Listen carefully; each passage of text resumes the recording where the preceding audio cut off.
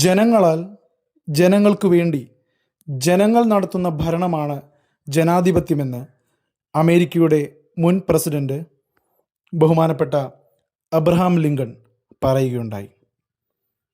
ഇന്നത്തെ ഈ ജനാധിപത്യം ഉയർന്നു വരുന്നതിനായി ജനങ്ങൾക്കുള്ള വലിയ പ്രതീക്ഷകൾ, അവരുടെ ആ പ്രതീക്ഷകളെ ഈ സഭയുടെ ശ്രദ്ധയിൽ കൊണ്ടുവരികയും അത് നടപ്പിലാക്കുന്നതിനുള്ള പദ്ധതികളും നിയമങ്ങളും പാസാക്കേണ്ടതുമായ ഉത്തരവാദിത്വം ഈ സഭയ്ക്കുണ്ട്.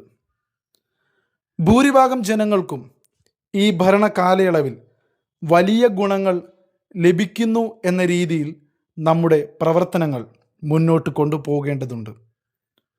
ഇവിടെ എല്ലാവരും തുല്യരാണ്. ജാതി, മത, വർണ്ണ വ്യത്യാസങ്ങളൊന്നുമില്ല.